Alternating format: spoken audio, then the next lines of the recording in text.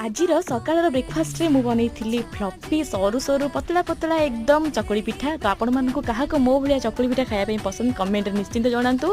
आ ता संगे गोटे बढ़िया जिनस बनैथिली सेटा होची छेना कदली आ गुड़र चकटा। मते एटा बहुत पसंद। तो मु पूरा मन शांति करी पेट भरिकी खाई सारला परे आसी पहुंची जाइथिला मोर पार्सल जोड़ा मु ऑर्डर करथिली। तो मु कॉटन रो किछि ड्रेस ऑर्डर करथिली। मते कलर गुड़ा तो बहुत ही बढ़िया लागिला। तो तापरे आउ गोटे सबुठ बढ़िया जिनसटे मु मगैथिली सेटा होची गोटे फुटवेयर बहुत ही बढ़िया लगुला। सेटा क्वालिटी जेमती लुक भी सेमती थिला। आउ तापरे सब तक मो रही न पारिकी ताकू ट्राए करथिली। आ ई कलर गुड़ा भी मते बहुत ही सूट करूथला पतला थिला बहुत प्योर कॉटन रो।